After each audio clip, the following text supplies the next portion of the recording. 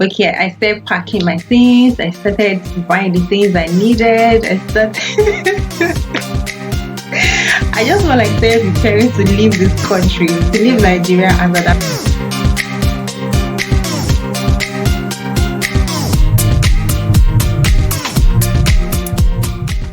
Hey guys, welcome back again to my YouTube channel. My name is Adedamola and I film from Lagos, Nigeria. I film on lifestyle, positivity, HR tips and inspiration. Now, if you're new to this channel, you're welcome, and if you're a returning subscriber, thank you very much again for joining me here, and thank you for being on the channel. The title of this video is my journey into HR and my move to Ireland. So I have a background in mass communication. My first degree was in mass communication from Bowen University in Nigeria here.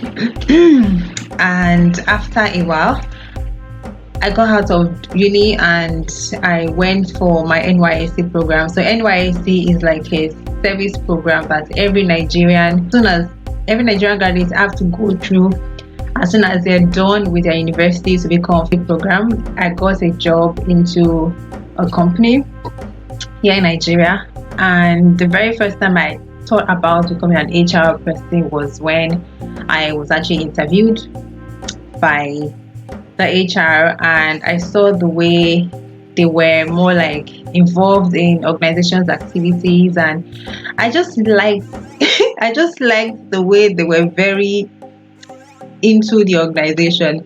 And I felt like, oh, I can actually have a career in HR. Okay, while I was in school, I would say I never really had any information about how to be an HR person, or I never even thought about getting into HR at all. So that was actually my first experience of, okay, I can actually try this thing called HR. And so 2 years into my job, I felt like I needed to do something different. I think I started getting tired of the job actually, and I thought, okay, you can actually do something different. And I said, okay, I wanted to go for my master's degree program. And then the question was, okay, what do you want to do for your master's? It was easy for me to say I want to do HR because I know much about. And so that was how my HR journey started. Yeah. And then looking out for schools, and I started looking out for places I could go do my master's. So initially, I just wanted to go to do my master's degree and come back to Nigeria.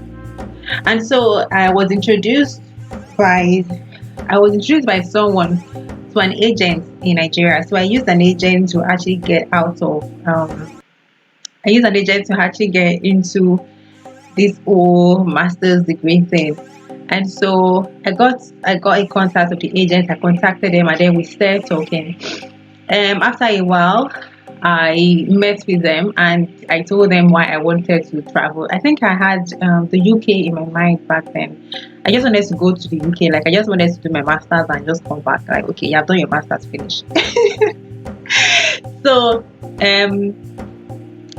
I got to meet this agent, and she was a very lovely woman. And then she said, why do you want to go to the UK? I said, I just want to do my master's and come back. And she was like, do you know that in the UK you're not allowed to stay a day after you're done with your master's or your degree or whatever you've got there to do?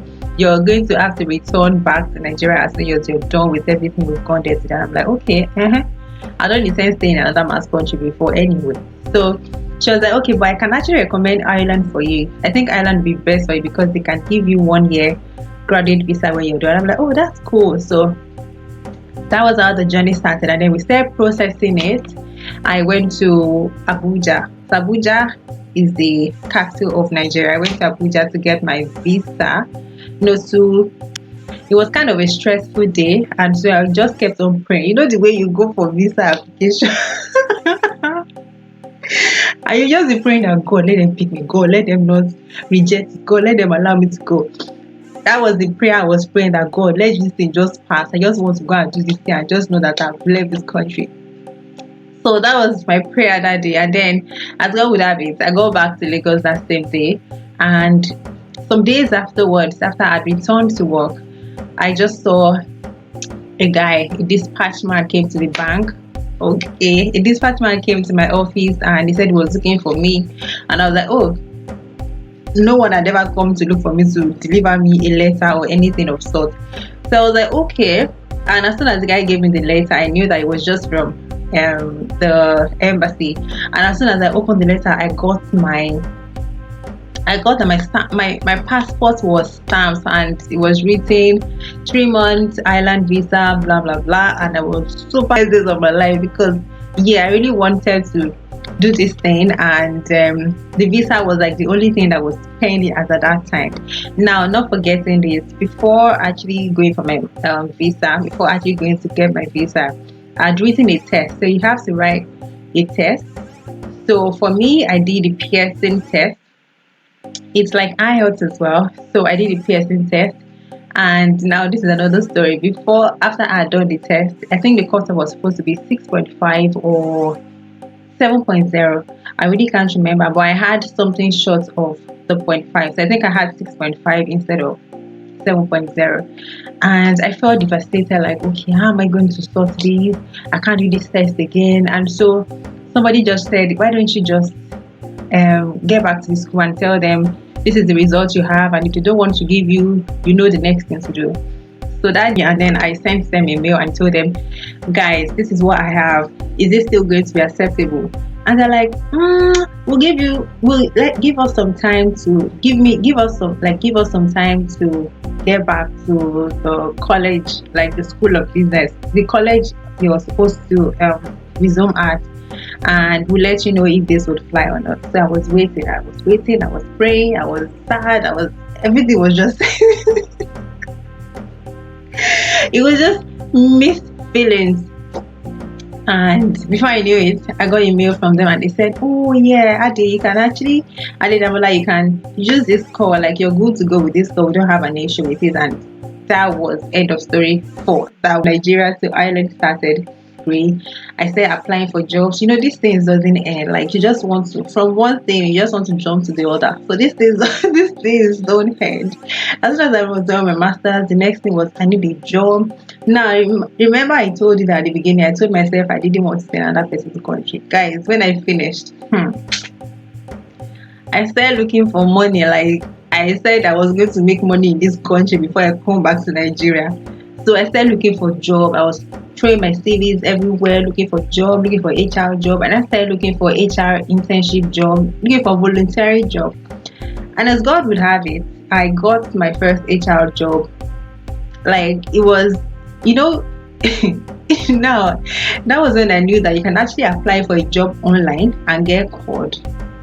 Because before I left Nigeria, now this is not to say people don't get called. Before I left Nigeria, I applied for jobs. Before I got my first job, I have applied for jobs in so many places. Sometimes you don't even get like an acknowledgement that you have applied for jobs. It just passes like that. You're just waiting. When will the job come? So I actually applied online and I got a reply. And I went for the interview. The interview days after, I got called and they said, Adedamola, you got the job. Resume also sold it. I was super excited because I felt like, okay, my HR journey has finally started, and that was how my HR. Thank you guys for staying with me to the end, and that's if you stayed with me anyway. I hope you stayed with me to the end. Thank you so much for staying with me to the end. I hope you enjoyed the video. Please don't forget to like this video. Don't forget to subscribe. That's very important.